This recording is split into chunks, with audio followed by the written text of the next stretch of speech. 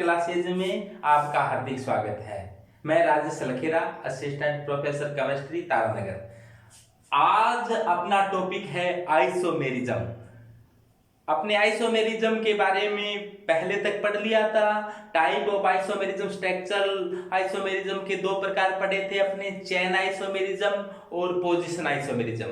आज अपने बात करते हैं रिंग चेन आइसोमेरिज्म। वलय श्रृंखला समवेता। वलय कहा जाता है कोई साइकिल बन जाए, वलय बन जाए, इसे क्या कह देंगे? रिंग कह देंगे। तो ये आप जानते हो, cyclopropane, cyclobutane, cyclopentane, cyclohexane. Cyclohexane ये बताया था आपको कुर्सी और नौका रूप में पाया जाता है।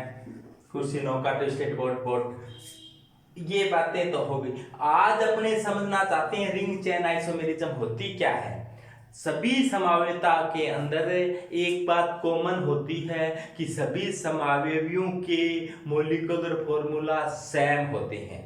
पहली कंडीशन क्या है आइसोमेरिज्म के लिए? आइसोमरों के मॉलिक्यूलर फॉर्मूला सेम होते हैं।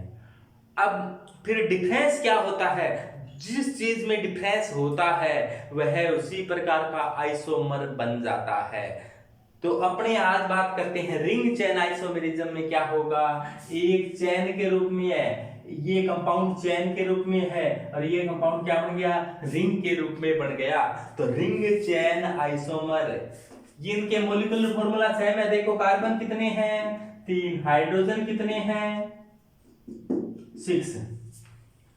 कार्बन 3 है, हाइड्रोजन 6 है, लेकिन एक रिंग की फॉर्म में है, एक चेन की फॉर्म में है। तो ये एक दूसरे की क्या है? रिंग चेन आइसोमर है। ये एक दूसरे की क्या है? RCI है। इसी प्रकार अपने देखें एल्काइन। एल्काइन है तो ट्रिपल बंध पाएगा। एल्काइन में देखो 3 कार्बन वाले एल्काइन को क्या कहेंगे? 3 कार्बन वाले को प्रोप कहते हैं। और कार्बन कार्बन के बीच में ट्रिपल बंध हो तो आइन लगाएंगे। क्या बन गया? ये प्रोपाइन। तो ये बन गया प्रोपाइन। अब देखो इसकी रिंग फॉर्म में आई ये, तो क्या बन जाएगा? साइक्लोप्रोपीन। देखो ये तो साइक्लोप्रोपेन है, एक डबल बंध और आ गया तो साइक्लोप्रोपीन। तो ये साइक्लोप्रोपेन थी, एक डबल बंध आ गया ये साइक्लोप्रोपेन है, ये भी ये साइक्लोप्रोपीन है, ये साइक्लोप्रोपीन है, ये साइक्लोप्रोपेन में एक डबल बंध आ गया साइक्लोप्रोपीन। तो इस प्रकार से ये साइक्लोप्रोपीन है और ये प्रोपाइन है, एक दूसरे के क्या है? Ring chain isomer. एक बात ध्यान देना, रिंग चेन आइसोमर है वो रिंग चेन आइसोमर है वो एक दूसरे के FGI भी होते हैं, फ्रैक्शनल ग्रुप आइसोमर। क्योंकि फ्रैक्शनल ग्रुप बदल रहा है ना, क्रियात्मक समूह समावेवी भी होती हैं। क्रियात्मक समूह समावेवी क्यों होते हैं? क्योंकि यहाँ पर देखो डबल बंध है, यहाँ पर सभी सिंगल बंध है। ये एल्कीन है, ये एल्केन है। देखो एल्केन तो क्या है? क्रियात्मक समूह में भिन्नता है, तो एक दूसरे के क्रियात्मक समूह समावेवी होते हैं। लेकिन दोनों ही ऑप्शन दिए आपको कि रिंग चेन आइसोमेरिज्म है या फ्रैक्शनल ग्रुप आइसोमेरिज्म है, तो आप प्रायिकता दोगे रिंग चेन आइसोमेरिज्म को। ये बताया था कि प्रायिकता का ऑर्डर बताया था आपको पिछली वीडियो में। तो ये हो गए एक दूसरे के रिंग चेन आइसोमेरिज्म। आपसे ऐसे कह दिया जाए ये रिंग चेन आइसोमेरिज्म है, पहला ऑप्शन देते। दूसरा कह दे कि ये फ्रैक्शनल ग्रुप आइसोमर है, तो तीसरा कह दे कि ये दोनों ही है, तो आप बहुत वाला उत्तर टिक करोगे। तो ये रिंग चेन आइसोमेरिज्म है। एक क्वेश्चन हल करते हैं। जैसे देखो कि कोई ब्यूटीन है, मेथैप्रोब्यूटीन, ब्यूट 1 पर क्या है? इन। और ये क्या है? 1 2 3 4 और ये साइकिल है, तो क्या लगा देंगे? साइक्लोब्यूटेन। तो साइक्लोब्यूटेन और ब्यूट 1 इन एक दूसरे के कौन से आइसोमर है? अनुमान लगाओ। सबसे पहले बात करें कि ये साइकिल की फॉर्म है, ये चेन की फॉर्म में है, ये रिंग की फॉर्म में है, और ये क्या है, चेन की फॉर्म में है, तो क्या हो जाएगा, रिंग चेन आइसोमर। तो रिंग चेन आइसोमर ऑप्शन पहला ही दे रखा है। तो पहला ही रिंग चेन आइसोमर दे रखा है, तो आगे ऐसा नहीं अपने देखते टिक कर दिया, थोड़ा सा आगे और देखिए आगे वाले ऑप्शन क्या है। दूसरा दे रखा है कि फ्रैक्शनल ग्रुप आइसोमर, कि फ्रैक्शनल ग्रुप आइसोमर तो नहीं है क्या, क्रियात्मक समस्थानिक। हाँ देखो इसमें डबल बंद है और इसमें सिंगल बंद है, तो ये एक दूसरे के फ्रैक्शनल ग्रुप आइसोमर भी होते हैं। तो ये बात भी सही है, ये बात भी सही है। तीसरे देखा कि बोथ 1 एंड 2 दोनों ही बात सही है, तो क्या कर देंगे, बोथ 1 एंड 2। चौथा दे रखा है पोजीशन आइसोमेरिज्म, पोजीशन आइसोमर है क्या ये, नहीं। तो इस प्रकार से ऑप्शन क्या जाएगा, दोनों, बोथ। ये रिंग चेन आइसोमर और फ्रैक्शनल ग्रुप आइसोमर दोनों है। यदि ऑप्शन हटाकर ये कर दिया जाता, अब तो ये होगा तीसरा, बोथ 1 एंड 2। यदि ऐसा दिया होता तीसरे ऑप्शन में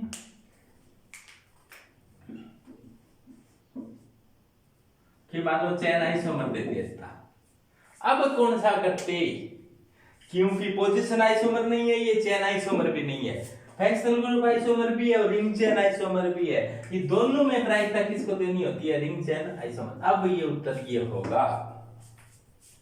आगे बात ध्यान में, यदि दोनों रिंग चेन आइसोमर एक दूसरे के फ्रैक्शनल ग्रुप आइसोमर भी होते हैं, अपनी बात करते हैं क्रियात्मक समूह है समावेता, fractional group isomerism. Fractional group isomerism में क्या होगा, मॉलिक्यूलर फॉर्मूला सेम लेकिन फ्रैक्शनल ग्रुप डिफरेंस, यानी कि अणु सूत्र समान लेकिन क्रियात्मक समूह है भिन्न, अणु सूत्र समान क्रियात्मक समूह भिन्न। जैसे एग्जांपल के तौर पर सबसे पहले बात करें अपनी एल्कोहल व ईथर। एल्कोहल आप जान गए होंगे, ROH को एल्कोहल कहते हैं, ROR या डैश को ईथर कहते हैं। ये हो सकता है कि अलग हो, तो ये एल्कोहल है, ये ईथर है, एल्किल समूह हो सकता है डिफरेंस हो, क्योंकि मॉलिक्यूलर फॉर्मूला तो बिल्कुल समान होना चाहिए। एग्जांपल से समझ में आएगा, जैसे देखो ये बताओ कौन सा एल्कोहल है, एथाइल अल्कोहल, ये एथाइल अल्कोहल है, और ये देखो ये क्या है, ये ईथर है। कौन सी ईथर है, दो तरफ मिथाइल समूह जुड़े हुए हैं, तो डाई मिथाइल ईथर है, डाई मिथाइल ईथर है। ये एथाइल अल्कोहल था, di methyl ether. Molecular formula same है, मॉलिक्यूलर फॉर्मूला सेम है। देखो कार्बन इसमें भी दो, इसमें भी दो, हाइड्रोजन इसमें भी 6, इसमें भी 6, ऑक्सीजन इसमें भी 1, इसमें भी 1। मॉलिक्यूलर फॉर्मूला सेम लेकिन फ्रैक्शनल ग्रुप में डिफरेंस है, तो ये एक दूसरे के क्या है, फ्रैक्शनल ग्रुप आइसोमर, क्रियात्मक समूह है समावेवी। ये क्या निकले, एक दूसरे के फ्रैक्शनल ग्रुप आइसोमर, क्रियात्मक समूह है समावेवी।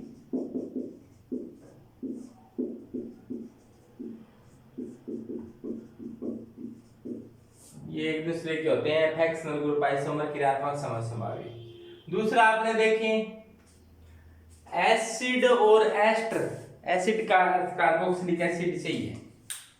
जैसे देखो ये कोई एसिड है, कौन सा एसिड है, कार्बोक्सिलिक एसिड है, और इस एसिड का नाम भी दे सकते हो आप 1 2 3 मेथ एथ प्रोप, और कार्बन कार्बन के बीच में सिंगल बंद क्या लगा दोगे, एन, तो प्रोपेन, और वन पर कोई क्रियात्मक समूह जुड़ा हुआ COO, उसका अनुलेखन क्या होता है, ओइक एसिड है,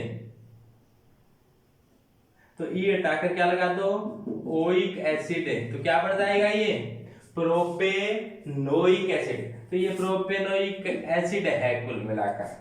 अब इसका क्रियात्मक समूह अलग हो लेकिन मॉलिक्यूलर फॉर्मूला सेम हो, देखो क्या बन सकता है। अब देखो इसमें भी 3 कार्बन थे, इसमें भी 3 कार्बन है, तो ये क्या है, एस्टर है। कौन सा एसिड है, मेथिल एथेनोइट।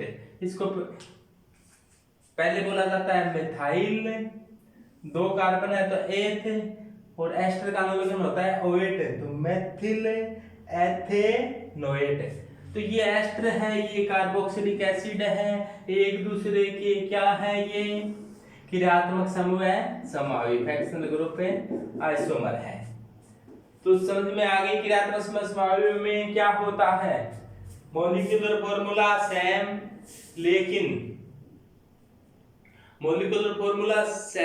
लेकिन फैक्शनल ग्रुप क्रियात्मक समूह में डिफरेंस हो, क्या कहलाएंगे एक दूसरे के, क्रियात्मक समूह समावी कहलाएंगे।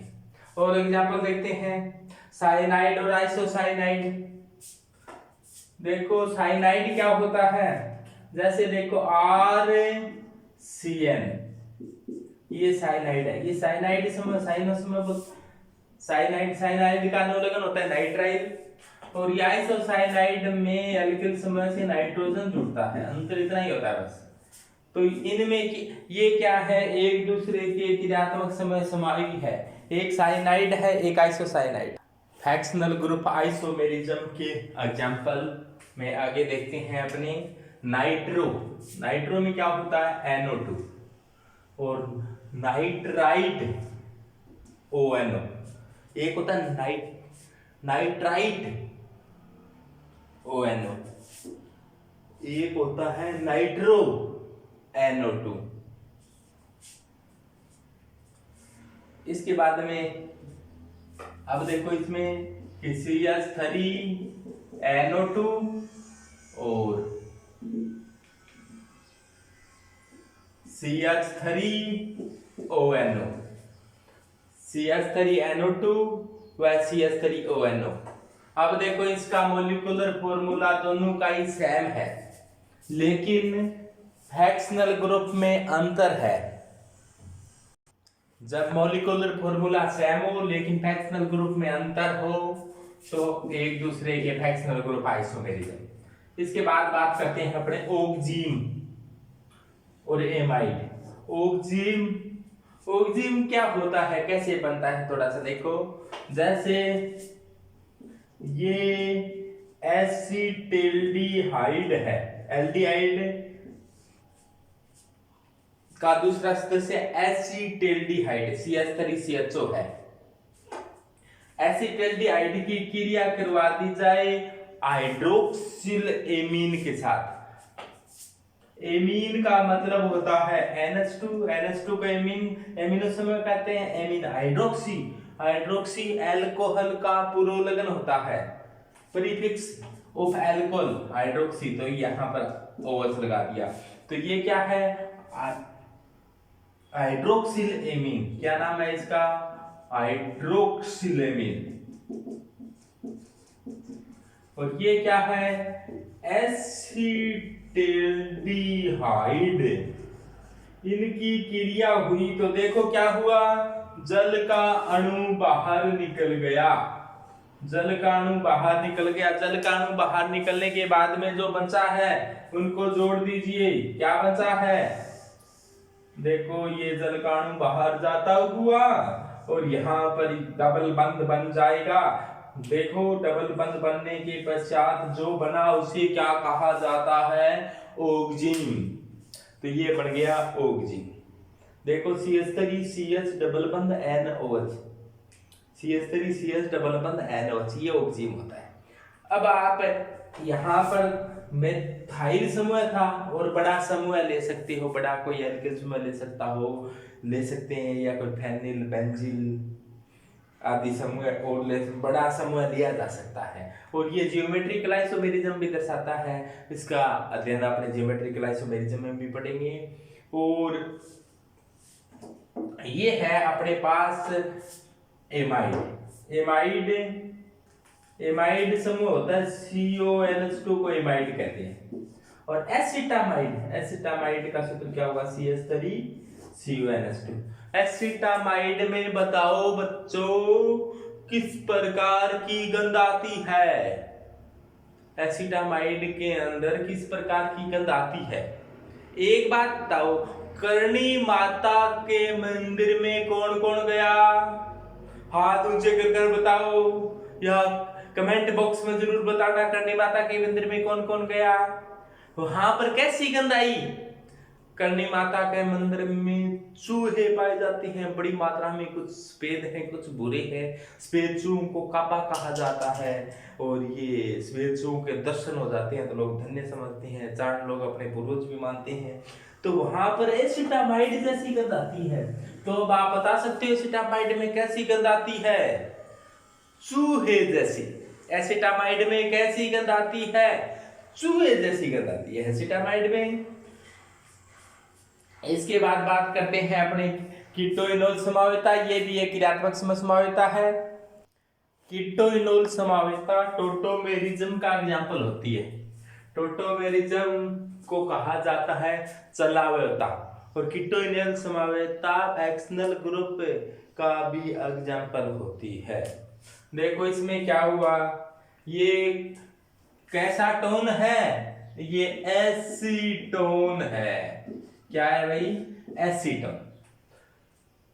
अब देखो ये क्रियात्मक समूह है, क्रियात्मक समूह से जुड़े हुए कार्बन को अल्फा कार्बन कहा जाता है। अल्फा कार्बन से जुड़े हुए हाइड्रोजन को अल्फा हाइड्रोजन कहा जाता है। तो यहाँ पर कितने अल्फा हाइड्रोजन है, 3 और 3 6 अल्फा हाइड्रोजन है एसीटोन में। अब क्या हुआ, एसीटोन का एक अल्फा हाइड्रोजन मैं इस प्रकार से दर्शा दूं, तो ये अल्फा हाइड्रोजन ऑक्सीजन के पास चला जाए और यहां पर क्या बन जाए, डबल बंध बन जाए। देखो ये अल्फा हाइड्रोजन इधर चला जाए, तो इधर चला जाए ये OH, और ये बंध टूट कर यहां पर क्या बन जाए, डबल बंध। तो कीटो समूह अब किस में बदल गया, डबल बंध को कहा जाता है, डबल बंध का अनुलग्न है इन, और OH का अनुलग्न क्या होता है, ओल। तो क्या बन गया ये कीटो, कीटो था पहले, ये कीटो रूप था, वो किस में बदल गया, इन और ओल में। इन प्लस ओल इज इक्वल टू इनोल। कौन सा रूप में बदल गया, कीटो रूप था वो इनोल में चेंज हो गया। इसे कहेंगे कीटो इनोल आइसोमेरिज्म भी कह देते हैं इसे। ये एक प्रकार की टोटोमेरिज्म है। टोटोमेरिज्म का मतलब चलावयता। चलावयता नाम क्यों पड़ा है, क्योंकि सक्रिय हाइड्रोजन है वो जाता है यहां से। सक्रिय हाइड्रोजन अल्फा हाइड्रोजन था ना, अल्फा हाइड्रोजन जितने ज्यादा होंगे उनकी जाने की संभावना उतनी ही ज्यादा होगी। या आपने ऐसे कहें कि जितना ज्यादा सक्रिय हाइड्रोजन होगा, एक्टिव हाइड्रोजन ज्यादा एक्टिव होगा, तो उसकी जाने की संभावना ज्यादा होगी। तो कई क्वेश्चनों में ऐसे आता है कि नोल फॉर्म एग्जाम्पल देंगे आपको, नोल फॉर्म किस में ज्यादा बनेगी, तो वो अपने एग्जाम्पल करेंगे लास्ट में। इसके बाद बात करते हैं एमीन की। एमीन को 3 भागों में बांटा गया है, प्राथमिक एमीन, द्वितीयक एमीन व तृतीयक एमीन। प्राथमिक एमीन उसे कहा जाता है जिसमें NH2 समूह पाया जाता है। द्वितीयक एमीन उसे कहा जाता है जिसमें क्रियात्मक समूह NH होता है। और तृतीयक एमीन उसे कहा जाता है जिसमें क्रियात्मक समूह केवल N होता है। यानी कि प्राथमिक एमीन में क्रियात्मक समूह NH2, द्वितीयक एमीन में NH और तृतीयक एमीन में N। तो एमीन आपस में फैक्शनल ग्रुप आइसोमेरिज्म होती है यदि इनके मॉलिक्यूलर फॉर्मूला सेम हो। तो सबसे पहली बात बताई कि आइसोमेरिज्म होने के लिए मॉलिक्यूलर फॉर्मूला सेम होना चाहिए, और फैक्शनल ग्रुप डिफरेंट हो तो कोई क्या हो जाएगी, फैक्शनल ग्रुप आइसोमेरिज्म, यानी कि क्रियात्मक समूह है समावेता। तो इसमें बात करते हैं, ये कौन सी एमीन है, एन प्रोपाइलेमीन, और ये NH2 समूह है, इसका मतलब ये कैसी एमीन है, प्राथमिक एमीन है, प्राथमिक एमीन है। तो यानी कि ये प्राइमरी एमीन है। और यदि ऐसा हो कि NH समूह आ जाए तो ये कौन सी एमीन होगी? Secondary amine. देखो कार्बन इसमें 3 ही है और इसमें भी कार्बन 3 है। यहाँ पर क्रियात्मक समूह NH2 था और यहाँ पर क्रियात्मक समूह क्या है? NH है। यानी कि NH2 हो तो प्राइमरी एमीन, NH हो तो सेकेंडरी एमीन और केवल N हो तो तृतीयक एमीन। प्राइमरी, सेकेंडरी व टर्सरी तीनों एमीने हैं वो एक दूसरे के क्रियात्मक समूह समावी फैक्शनल ग्रुप आइसोमर होते हैं। कीटोइनोल समाविता का एक एग्जांपल है एसीटो एसीटोन। और देखते हैं इसका एक एसीटोन भी कीटोइनोल समाविता दर्शाता है। और एक ये एग्जांपल है एसीटो एसिटिक एस्टर। ध्यान दें, एसिटो एसिटिक एस्टर एसिटो समूह कहा जाता है CH3CO को। CH3CO को कौन सा समूह कहा जाता है? एसिटो समूह। इसको आप ऐसे लिख सकते हो, ये एसिटो समूह है। और एसिटो एसिटिक एस्टर एसिटिक अम्ल कहा जाता है CH3COOH को। एसिटिक अम्ल समझ गए? सिरका, सिरका जो अपने अचार में डाल डाल कर बड़े मजे से खाते हैं वो सिरका ही होता है। एसिटिक अम्ल से होता है CH3COOH। अब एस्टर बनाना हो तो इसके कोई एल्किल समूह जोड़ दें, जैसे कोई मेथाइल जोड़ दिया या कोई मेथाइल जोड़ दिया तो मैथिल एसीटेट, और एथाइल जोड़ दिया तो एथाइल एसीटेट। आईयूपीएसी नाम एथाइल एथेनोएट। एथाइल एथेनोएट है। एक हाइड्रोजन हटाकर यहां पर एसिटो समूह जोड़ दिया CH3CO। क्या बन गया ये? एसिटो एसिटिक, और है क्या ये? एस्टर। इसे कहा जाता है एसिटो एसिटिक एस्टर। एसिटो एसिटिक एस्टर में भी चलावता पाई जाती है, टोटोमेरिज्म पाई जाती है। टोटोमेरिज्म में क्या? टोटोमेरिज्म एक प्रकार की टोटोमेरिज्म एक प्रकार की फैक्शनल ग्रुप आइसोमेरिज्म है। टोटोमेरिज्म अलग प्रकार से भी होती है। सबसे पहले ध्यान देना कि टोटोमेरिज्म हो तो पहले ऑप्शन देख लेना। टोटोमेरिज्म हो तो पहले टोटोमेरिज्म को टिक करना है, और टोटोमेरिज्म नहीं है तो फिर अपने को फैक्शनल ग्रुप आइसोमेरिज्म को टिक करना है। अब देखो ये क्रियात्मक समूह है। क्रियात्मक समूह दिखाई दिया। क्रियात्मक समूह से जुड़ा हुआ carbon alpha carbon, alpha carbon, alpha carbon से जुड़ा हुआ हाइड्रोजन अल्फा हाइड्रोजन। तो यहाँ पर ये अल्फा हाइड्रोजन है, ये अल्फा हाइड्रोजन है। यहाँ पर ये एस्टर समूह है। एस्टर समूह में भी ऑक्सीजन है। ऑक्सीजन इलेक्ट्रॉन को अपनी ओर खींचेगा, ऑक्सीजन इलेक्ट्रॉन को अपनी ओर खींचेगा। और कीटो समूह में भी ऑक्सीजन है, वो अपनी इलेक्ट्रॉनों को अपनी ओर खींचेगा। क्यों खींचेगा? देखो, जैसे देखो ये इलेक्ट्रॉनों को अपनी तरफ खींचेगा तो कुल मिलाकर जो यहाँ पर हाइड्रोजन है वो क्या हो जाएगा? मोर एक्टिव हो जाएगा, ज्यादा एक्टिव हो जाएगा। तो ये निकलने का फिर प्रयास करेगा।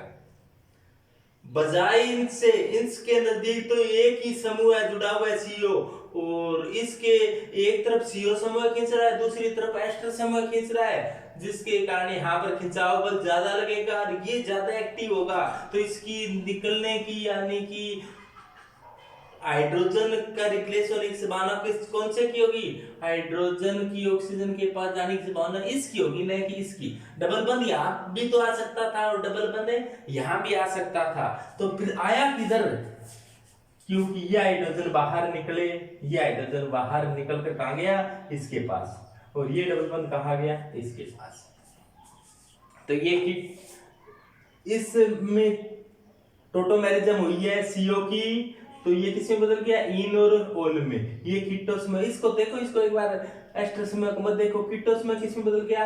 इन और ओल में। तो कीटो इनोल आइसोमेरिज्म होगी, एक प्रकार की फैक्शनल ग्रुप आइसोमेरिज्म है। लेकिन ध्यान ये रखना है कि टोटोमेरिज्म दे रखा ऑप्शन तो पहले टोटोमेरिज्म को टिक करना है। टोटोमेरिज्म नहीं दे रखा है फैक्शनल ग्रुप आइसोमेरिज्म को टिक करना है। तो टोटोमेरिज्म पढ़ेंगे तब और विस्तार से पढ़ेंगे। और इसके अंदर देखो ये मोर स्टेबल ऐसे हो जाता है क्योंकि हाइड्रोजन बंध बना लेता है।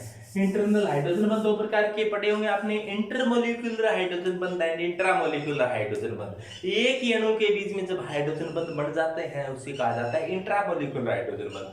इंट्रामोलिक्यूलर हाइड्रोजन बंध जिसमें भी पाए जाते हैं उसका स्थायित्व बढ़ जाता है, जबकि इंटरमोलिक्यूलर हाइड्रोजन बंध पाया जाता है उसका क्वथनांक बढ़ जाता है। इंटरमोलिक्यूलर से क्वथनांक में बढ़ोतरी होती है, इंट्रामोलिक्यूलर से क्वथनांक तो कम हो जाता है लेकिन अणु का स्थायित्व है वो बढ़ जाता है। एसिटोएस्टिक एस्टर की इनोल फॉर्म के अंदर हाइड्रोजन बंध बनने से क्या होगा, देखो कैसे बनते हैं हाइड्रोजन बंध, थोड़ा ध्यान से देखना। ये CH3 है, मैं यहाँ पर लिख दिया, इसके बाद में कार्बन है यहाँ पर लिख दिया, इसके बाद में देखो डबल बंध आ रहा है कार्बन से, डबल बंध बना दिया है। इसके बाद में CH है तो CH बना दिया, इसके बाद में ये कार्बन है तो इसको कार्बन को बना दिया, इसके बाद में कार्बन से एक डबल बंध है इसको बना दिया, इसके बाद में ऑक्सीजन है और इसके बाद में क्या लगा हुआ है C2H5 एथाइल समूह है बना दिया। और यहाँ पर इस कार्बन के साथ क्या है O और H बना दिया। ऑक्सीजन की विद्युत ऋणता इलेक्ट्रोनेगेटिविटी ऑफ ऑक्सीजन की बहुत ज्यादा होती है, बताओ कितनी होती है 3.5। और हाइड्रोजन की इलेक्ट्रोनेगेटिविटी कम होती है तुलनात्मक रूप से, कितनी होती है 2.1।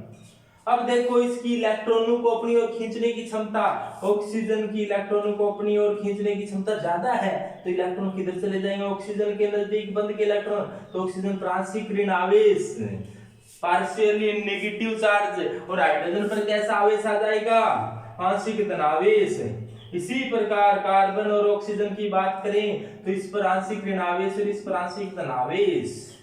अब आपने सुना होगा कि प्लस और माइनस के बीच में अट्रैक्शन और प्लस के बीच में रिफ्लेक्शन, माइनस माइनस के बीच में रिफ्लेक्शन और प्लस माइनस हो तब अट्रैक्शन। देखो प्लस और माइनस, पॉजिटिव और नेगेटिव, अट्रैक्शन या रिफ्लेक्शन, अट्रैक्शन आकर्षण हुआ और इसी आकर्षण को क्या कहा H बॉन्ड कहा।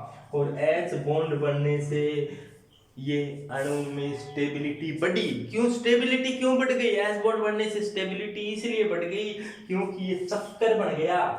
और किसी भी अणु के अंदर चक्कर या रिंग बन जाती है तो उसकी स्टेबिलिटी बढ़ जाती है, किसी भी अणु के अंदर रिंग बन जाती है। और ये देखो 6 सदस्य की और 5 सदस्य की रिंग मोर स्टेबल होती है। एक तो जैसे रिंग भी छोटी होती है वो कम स्टेबल होती है, लेकिन 5 सदस्य की रिंग और 6 सदस्य की रिंग होती है वो मोर स्टेबल होती है। 3 सदस्य की रिंगें कम स्टेबल होती है और इससे बाद के अंदर 7 सदस्य की रिंग भी क्या हो जाती है कम स्टेबल होती है। लेकिन 5 और 6 वाली क्या होती है मोर स्टेबल होती है। यहाँ पर कितने सदस्य की रिंग बन रही है 6 सदस्य की रिंग, तो ये मोर स्टेबल है। मोर स्टेबल, कोई मोर स्टेबल हो तो वो बनना चाहेगा या नहीं बनना चाहेगा, बनना चाहेगा। और तो बनना चाहेगा तो इसकी प्रतिशत मात्रा है वो इनोल, ये एसिटोएस्टिक एस्टर इनोल फॉर्म में भी जाना चाहता है कि नहीं चाहता है। अब देखो तो इस प्रकार से अपने एसिटोएस्टिक एस्टर के अंदर इनोल फॉर्म किस प्रकार से पाई जाती है ये बताया।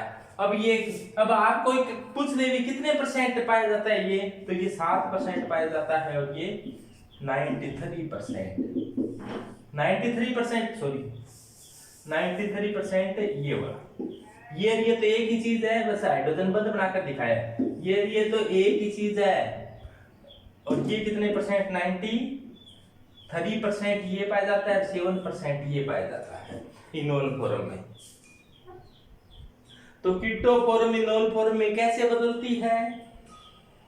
और अब देखो इसमें टाइप ऑफ हाइड्रोजन कितने प्रकार के हो गए, ये अलग प्रकार का है, ये अलग प्रकार का है, ये अलग प्रकार का है। और ये हाइड्रोजन भी इस प्रकार से है CH2 CH3। बताओ कितने प्रकार के, एक प्रकार का हाइड्रोजन, दूसरी प्रकार का हाइड्रोजन, तीसरा प्रकार का, चौथी प्रकार का और पांचवें प्रकार का। बताओ कितने प्रकार के हाइड्रोजन, 5 प्रकार के हाइड्रोजन। देखो ये CH3 अलग ही टाइप का है, ये भी अलग टाइप का है, ये भी अलग टाइप का है, ये CH2 है, ये CH3 का हाइड्रोजन है।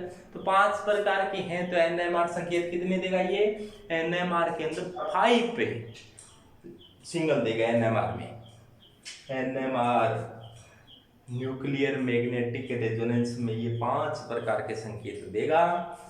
तो वो जब पढ़ेंगे NMR पढ़ेंगे तो वो विस्तार से वहां पढ़ेंगे। तो ये ध्यान देना, टोटोमेरिज्म का एग्जाम्पल भी है और फ्रैक्शनल ग्रुप आइसोमेरिज्म का एग्जाम्पल भी है। प्रायिकता टोटोमेरिज्म को देनी है। एक क्वेश्चन हल करते हैं कि C4H10O के पॉसिबल आइसोमेरिज्म, पॉसिबल आइसोमर कितने बन सकते हैं। सबसे पहले ये पहचानना पड़ेगा आपको कि ये सैचुरेटेड है या अनसैचुरेटेड है। तो अब देखो कार्बन कितने हैं, 10, हाइड्रोजन कितने हैं, सॉरी कार्बन है 4, हाइड्रोजन है 10, एक ऑक्सीजन है। इसका अर्थ है कि ये सैचुरेटेड है। कैसे पता चला, कार्बन दुगने से भी ज्यादा हो तब पता लग जाएगा आपको कि सैचुरेटेड है, दुगने से भी ज्यादा हो। हाइड्रोजन की संख्या कार्बन की संख्या से दुगने से भी ज्यादा हो, 4 2 8 और 2 10, ठीक है। अब देखो हो सकता है कि ये अल्कोहल हो सकता है कि ये ईथर हो, क्यों सैचुरेटेड में भी अल्कोहल हो सकता है, सैचुरेटेड में ईथर हो सकता है। तो देखो CH3 CH2 CH2 CH2 alcohol बनाकर देखें। देखो कार्बन देखो 1 2 3 4, हाइड्रोजन देखो 10 3 5 7 और 10 अल्कोहल। आप इस पर अब हाइड्रोजन सहित बनाने की जरूरत नहीं है, आपके ध्यान में आ गया कि हाइड्रोजन 10 ही है। तो आप इसको भी इस प्रकार से बना सकते हो कि 1 2 3 4 OH यहां लग सकता है। दूसरी कंडीशन में ऐसा करें अपने 1 2 3 4 OH कहां लग सकता है, अब यहां लग सकता है। यहां लग जाए और यहां लग जाए वो एक ही बात है। अब ऐसा करते हैं 1 2 3 4 OH यहां लग सकता है, या फिर 1 2 3 4 OH यहां लगा दें। और कोई संभावना बन सकती है कि अल्कोहल की कोई संभावना बनती हुई नजर नहीं आ रही 4 कार्बन में। तो ये कितने हो गए 1 2 3 4 अल्कोहल बन गए। कितने अल्कोहल बन चुके हैं, 4 अल्कोहल। अब ईथर की बात करें अपने,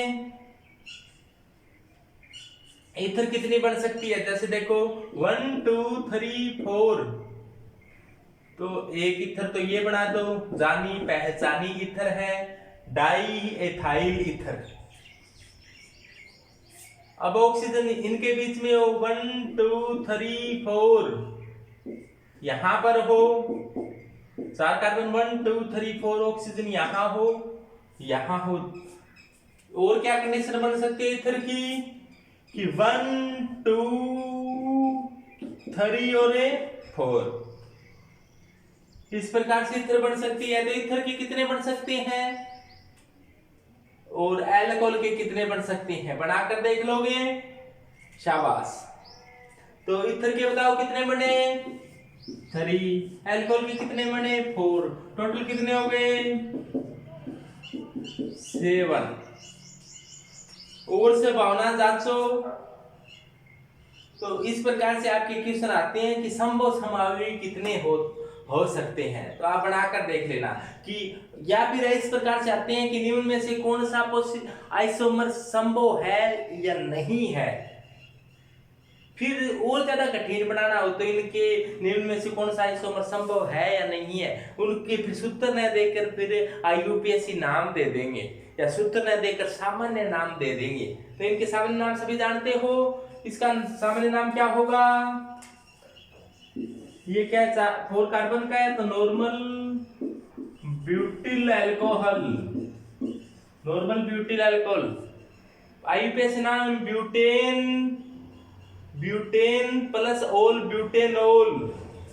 इसका सामान्य नाम सेकेंडरी ब्यूटिल अल्कोहल। आईयूपीएसी नाम सेकेंडरी ब्यूटिल अल्कोहल। तो ये सभी के सभी आपको कॉमन नेम वाला वीडियो है, उस पर मैंने कॉमन नेम सभी के बहुत सुंदर तरीके से बताए हैं। कृपया वो वीडियो देख लो, आपके कॉमन नेम में कोई दिक्कत नहीं आएगी, सामान्य नाम में कोई दिक्कत नहीं आएगी। तो ये सभी आपको जारी किए हुए हैं। Isobutyl alcohol, tertiary butyl alcohol, diethyl ether, normal propyl methyl ether, isopropyl methyl ether. इस प्रकार से इनके सामान्य नाम। आईयूपीएसी नाम क्या होगा, एथिल के साथ ऑक्सीजन आ गया तो एथोक्सी एथेन। ध्यान देना, ईथर को एल्केन मानकर ही उत्तर देना है आपको, ईथर को एल्केन मानकर ही उत्तर देना है। जैसे देखो, इसका सबसे लंबी श्रृंखला का चुनाव, और मेथिल के साथ ऑक्सीजन, मेथिल के साथ ऑक्सीजन हो गया तो मेथोक्सी, और मेथ प्रोप, कार्बन कार्बन के बीच में सिंगल बंधा है तो एन, तो मेथोक्सी प्रोपेन। और ये कितने 1 2 3 1 कार्बन पर जुड़ा हुआ है, क्योंकि ये मेथोक्सी 2 कार्बन पर भी हो सकता है ना, 1 2 3। इसमें क्या हो जाएगा, 2 मेथोक्सी प्रोपेन। 2 नंबर कार्बन पर जुड़ा हुआ है तो 2 मेथोक्सी प्रोपेन। तो मेथिल के साथ ऑक्सीजन जुड़ जाए तो इसे मेथोक्सी कहेंगे, एथिल के साथ ऑक्सीजन जुड़ जाए तो एथोक्सी, प्रोपिल के साथ ऑक्सीजन जुड़ जाए तो प्रोपोक्सी। तो इसी प्रकार मेथोक्सी, एथोक्सी, प्रोपोक्सी, ब्यूटोक्सी, पेंटोक्सी, कई प्रकार की एसिडोक्सी होती है। आ गई बात ध्यान में, तो आप बहुत सरल तरीके से बना सकते हो। अब अगला एग्जांपल लें, यहाँ पर जैसे कार्बन की संख्या 5 दे दी जाए तो 5 2 10 और 2 12, तो हाइड्रोजन 12 हो जाएगा, तो बस एक कार्बन बढ़ जाएगा। इस समय समायुवियों की संख्या भी बढ़ जाएगी। आप बढ़ाकर देखना, इसमें कितने समायुवी अल्कोहल होंगे, 8 अल्कोहल होंगी और 6 क्या होंगी, ईथर होंगी। ये बनाना और बनने के बाद में मेरे को बताना कि सही बनाया या नहीं बनाया, कोई दिक्कत हो तो बताना मेरे को। तो इस प्रकार से आप टोटल आइसोमर कितने होंगे ज्ञात कर सकते हो बड़े ही आराम से, बस थोड़ा सा दिमाग लगाना है। C7H8O की एरोमेटिक आइसोमर कितने होंगे, अपने बात करते हैं अगला क्वेश्चन के रूप में। अब देखो, कार्बन 7 है, हाइड्रोजन यदि दुगना कर दुगने से भी ज्यादा हो तो संतृप्त होगा, तो 7 दूआ 14, तो ये 14 से बहुत कम है। पहले तो देख लिया करो दुगने से भी ज्यादा है क्या, दुगने से भी ज्यादा होते हैं तो दुगने से ज्यादा है तो सैचुरेटेड होगा, दुगने पर है या कम है तो फिर आप देखा करो कि कोई अनसैचुरेटेड है, तो थोड़ा सा अनुमान लगाओगे। अब कार्बन और हाइड्रोजन की संख्या लगभग बराबर हो, कार्बन और हाइड्रोजन की संख्या लगभग बराबर हो तो समझ जाना कि एरोमेटिक कोई बेंजीन वाले इस प्रकार से है इसमें। तो अब देखो, इसने तो साफ साफ कह दिया ये एरोमेटिक आइसोमर कौन कौन से होंगे। एरोमेटिक आइसोमर बनाने के लिए अपने देखें कि एक तो बेंजीन वलय बना दी, बेंजीन वलय बनाते ही इसमें कितने कार्बन खप गए, 6, तो कितने कार्बन बचा, 1 कार्बन बचा ये।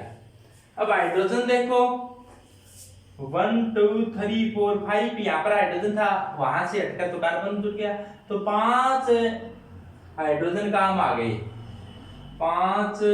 अब हैं कितने, 8, तो यहाँ पर 3 हाइड्रोजन आ गए। तो एक O बचा है।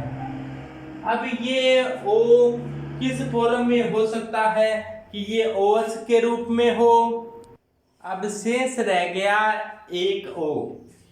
तो O हो सकता है कि यहां से हाइड्रोजन हटकर एक O लग जाए और यहां से हाइड्रोजन हटा था वो, यानी कि एल्कोहल की फॉर्म में हो सकता है। यानी कि ये कौन सा एल्कोहल हो गया, टोलुइन से एक हाइड्रोजन हटा तो बेंजील, तो बेंजील के साथ O जुड़ गया तो बेंजील अल्कोहल।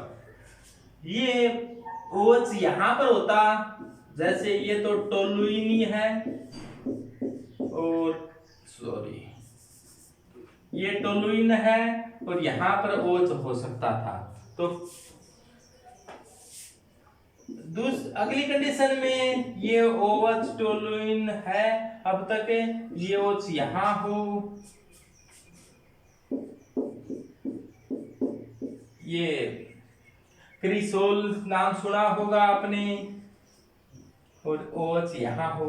अब यहां होगा तो ये बात और ये बात एक ही है, यहां होता तो, और यहां होता तो ये बात एक ही है, चाहे यहां हो OH चाहे यहां हो। तो यानी कि अपने यहां पर कितने प्रकार के बनाए जा चुके हैं, 4 प्रकार के अल्कोहल बनाए जा चुके हैं। अब ईथर बनने की संभावना, अल्कोहल और ईथर का ये एक दूसरे के फंक्शनल ग्रुप आइसोमर होते हैं, तो ईथर बनाए तो मॉलिक्यूलर फॉर्मूला वही रहे, यानी कि ऑक्सीजन पहले लिख दें और बाद में क्या लिख दें, CH3। आप इसको एनिसोल कहा जाता है। तो ये प्रकार की ईथर बन गई एनिसोल, ये एनिसोल है। ये बेंजील अल्कोहल है। कौन सा अल्कोहल है, बेंजील अल्कोहल सामान्य है। ये क्या है, क्रिसोल है। क्या है, क्रिसोल। तो कौन सा ऑर्थो पर CH3, इसको फिनोल को मुख्य मानो, ये CH3 ऑर्थो, ये मेटाक्रिसोल, ये पैराक्रिसोल। तो इस प्रकार से ये एरोमेटिक आइसोमर कितने बन सकते हैं, इसके 5, जिसमें से